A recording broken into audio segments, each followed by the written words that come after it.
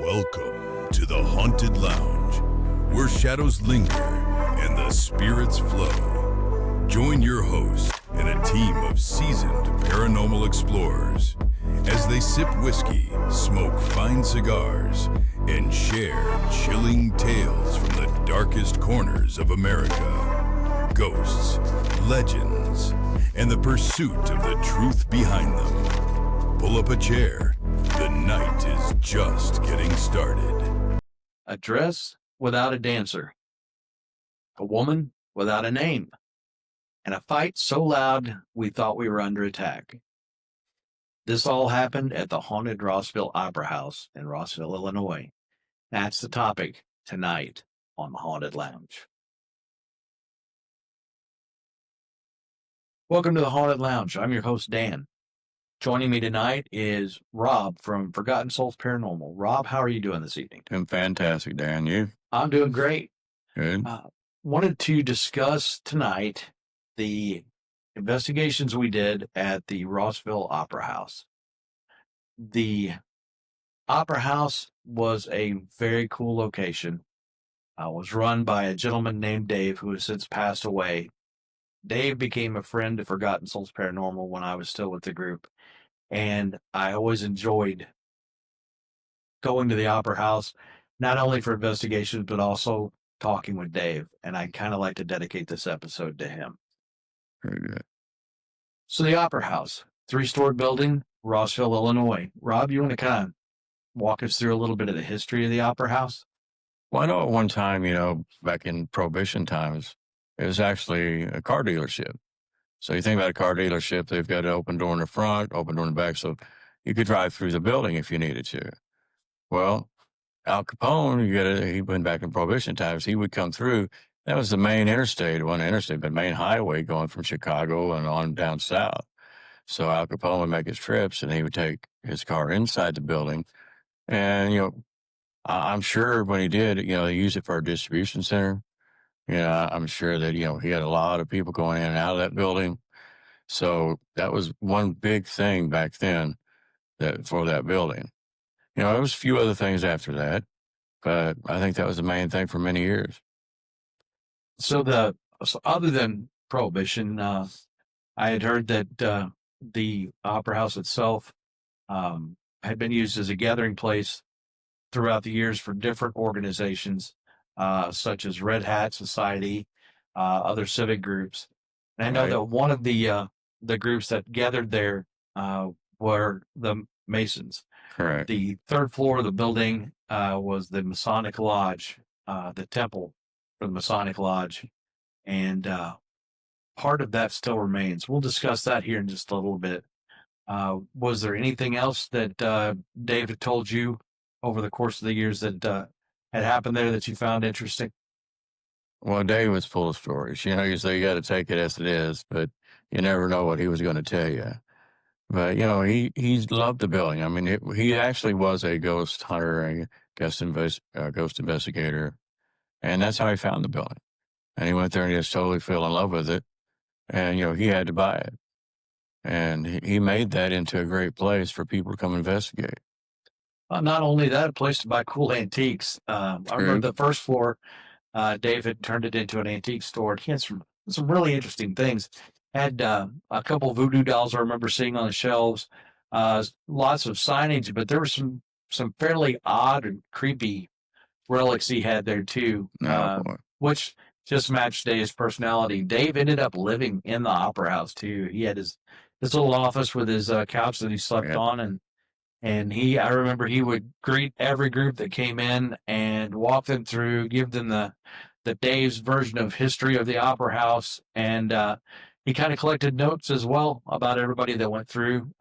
Looked at it as more of a location to do scientific research on the paranormal, as much as it could be done there. So I thought that was really cool. One thing I wanted to add to that, Dan, is, he was more into that than actually the ghost hunt. He liked the investigative finding, what the history was. And you look at the places now, what they charge to go. Well, I know it's been probably 10 years ago now, but Dave would charge $10 a person. Yeah. Dave didn't make any money. That wasn't what he was in there for, He was in it for the love of it. And that's one of the reasons why, Dave was a great guy. And I really enjoyed hanging out with him because he, like you said, he wasn't in it for the money. He was in it for the same reason that we're all in it for, and that's just to find answers. Right. Okay, so the Opera House. Let's talk about the investigation that we had there. Well, the multiple investigations, but one in particular, I think it was our first investigation. We had walked through the building. Rob and I, when I was with Forgotten Souls Paranormal, would do separate walkthroughs of a building and write down what we found at the location. Then we would compare notes after each one of us had walked through and see if we had any hot spots, so to speak. And with the Opera House, it seemed like everything that I hit on, Rob had written down the same thing. And one of the locations was the main auditorium. Wasn't a huge auditorium as far as, today's venues go, but for the time, it was big.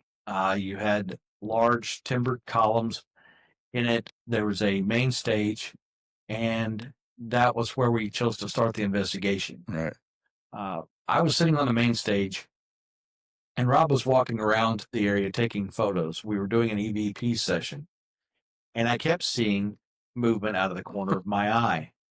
So I motioned to Rob and told him to get ready to take a picture. I kept seeing this motion at the backstage entrance to the Opera House that exited stage left to the dressing rooms. When I would speak, I'd see motion. When I'd stop speaking, the motion would quit. So I started speaking again, motioned for Rob to take a photo. He did, and this is what we captured. What we believe that you're looking at now is the turn of a century dress, red, and it can be seen through. We are not able to see a figure in this dress. Mm-hmm. And once we went back reviewing evidence and saw this photo, we went back to the backstage area, the dressing rooms, behind stage, looking for any clothing that would match this that maybe somebody could have worn, and found nothing. We didn't find any clothing still there. I guess it had all been taken. Yeah. But we didn't get any EVPs during this, but we did catch this. So in reviewing the evidence, Rob, what was your thoughts on seeing this? Well, I wasn't totally surprised because, talking to Dave, he'd always told us, he had a couple of psychics come through, and these psychics always said that there was a lady in red there. So, take psychics for what they are, but so there's always stories about that. People had seen them apparently before, but as long as I knew, there was never a picture taken of it. I'd never seen any evidence as a picture. So it was pretty fascinating seeing that picture there because anytime you catch anything like that, it's just totally amazing to me. I kind of wish that there'd been a figure in the dress, but yes, I'll take it because, it was pretty cool. Well, you could see them peeking in, when like they were just standing there. It's like they peeked into the doorway. Yeah, kind of does to see what the commotion was or who was there messing around. Yeah, that was pretty interesting for me, and I love it as a piece of evidence that we got. Yes, sir. One of the other locations that we hit on that we wanted to make sure that we covered was the third floor, which was the temple for the Masonic Lodge. Both Rob and I were Freemasons, and this interested us in that, the Masonic ritual, the opening and closing of the temple is a whole process that always interested me, and that's why I got into it. And we thought, hey, maybe there's a connection that we can leverage to get some evidence on the third floor. The only thing remaining of the temple on the third floor is some of the flooring in the main temple area, which if you've ever seen a Masonic temple, you'll notice the black and white checkered flooring, and some of that was still there. The area that we set up was in the corner of the building, looking down both the side aspects of the building where the entrance doors were. So anybody entering this area would have been seen by us entering the area. And what we captured was not something Mason related that I'm aware of. No. But it was this figure that I'm going to put on the screen now. the woman you see here with the long black hair and the gray clothing is something I can't explain. The only female that was on site at the time was my ex-wife, who in no way, shape, or form resembles this person. So, who was it? How did they get there? It's not like the red dress. You can't see through them. So, what was it? What are your thoughts on this one, Rob? Well, as earlier I was thinking about that, floors are all wood. It's 100 years old. What happens when you walk on wood floor? You can hear yourself coming from the other end of the building, so there's no way anybody could have snuck in on us without coming around the corner. I mean, we were there, right there, looking out both ways. So, person, I don't think so. Spirit, I believe it's that. But what? Like you said, it wasn't Masonic at all. It's just like us wearing regular clothes. So, I don't know, it's pretty fascinating, and what gets me too is taking the picture we saw her, but why didn't we see her before? Right. Yeah. Didn't see her while we were there, or we would have interacted at the time. Mm-hmm. So, yeah, it's another piece of evidence that we got there. And that seems like the Opera House. I stopped recording for a second. Okay, go back to. And so that seems like the Opera House to me. Please lay down, dog. Thank you. And so, just like the rest of the Opera House, it's an anomaly, and the evidence that we got there, is fascinating, but I have no explanation for it. No. The other piece of evidence that I wanted to touch on is an anecdotal piece of evidence that happened to Rob and I while sleeping on the third floor. We had bedded down in one of the side rooms up there and had just laid down to go to sleep. Lights are off. Things are quieted down. It's late enough in the evening that Rossville's not a large town, so no traffic going by. And we hear what sounds like a fight between two males. One voice sounded like our host, Dave, and the other undiscernible, but it was loud. So loud that we were hearing it on the third floor. Being from the Show Me State, Rob and I both are concealed carry holders. So, worried about Dave, we cleared the building on the way down and checked on him, only to find him asleep on his couch in his office, snoring. He was sleeping well. So we checked around outside, thinking maybe this had happened outside. We checked the front. There was no one around. The doors were all locked to the building, so no one, again, could have gotten in without alerting somebody. And so, what was this? Because it was loud. It was loud enough for us to be concerned for Dave's safety. Yeah. Very much so. And so, Rob, what do you remember about this? Well, first thing that I thought, it was a fight of some sort. Somebody was trying to get Dave. I didn't think paranormal at all. Because how often do you get to hear a conversation, coming from the paranormal state? To me, it wasn't paranormal at first. And, more I listened to it sounded like Dave, sounded like somebody was after Dave. And they both were yelling, screaming, cursing. Loudly. And like Dan said, we're on the third floor. And we're hearing the conversation. So, first thing we do, like Dan says, we're going to go check the place out. Dave may need us. Something's going on. So as we went through the building, nothing. Absolutely nobody. Doors were locked. Dave was sleeping. So, what do you come back to? Okay. Well, there wasn't a person there. Where those voices come from? Yeah. It's got to be paranormal something. So, and that makes me wonder about, people have mentioned the stone tape theory before, hauntings that play themselves over and over again because the essence of what happened is trapped in the building. I don't think that this was that necessarily because Dave had never mentioned hearing about a fight or anything like that, but I do wonder if maybe that was something in the violent history of the building in its earlier aspect that may have just decided to play itself out. The only anomaly with that is that it really sounded like Dave's voice.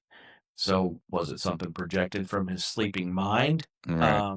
I think Dave was pretty attuned to the building as well. I know he had talked with you about some of the incidents that had happened in the past with him and the third floor. Do you want to relate some of that? Well, Dave was actually scared to go through the third floor. He'd had some experiences, and they were all negative. He'd go up there and he'd hear noises, he'd hear things, and it's like voices he'd hear every once in a while that weren't good. They'd say bad things to him when he get the hell out of there. And Dave really got scared, and he wouldn't go upstairs anymore without somebody being with him. So he was always afraid it was a Tyler. And if you know anything about Masonic lodges and stuff, he's the guy that guards the door.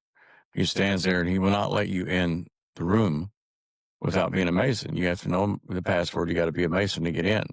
So Dave always contributed to that. They're not letting him in there. They're scaring him before he gets into there. And it's a Tyler stopping him from going.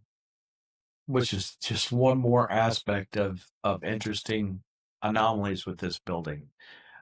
We investigated, to my knowledge, I went at least twice to the Opera House. And I know you have been up many more times helping Dave with the building and running groups through. But the Rossville Opera House was one of the locations that we could always count on getting something there. So we're glad to have been able to bring this information to you tonight. We did want to pose one question to our viewers. Have you ever had a ghost or an apparition, a spirit, or disembodied voice sing to you or heard them singing? And if so, what was your reaction? Feel free to reach out to us. Let us know what your answer to this question is, or with any other questions that you might have. Yes, please contact us. At the Haunted Lounge Podcast, you can reach us via Facebook Messenger at the Haunted Lounge Podcast on Facebook. You can find us where you're watching this now, which is YouTube, the Haunted Lounge Podcast there, or via email at the Haunted Lounge Podcast at gmail.com. Wanted to thank you for joining us this evening in this exploration of the haunted Rossville Opera House. Wanted to say thank you for Rob for being here this evening. Thank you. And also wanted to say a thanks to Dave, wherever Dave's at right now, for getting a chance to go in and experience the Opera House there with him and then after him. So Dave, thank you. And thank you guys for watching tonight. And as always, keep your drinks full and your mind open. Have a good night. Good night.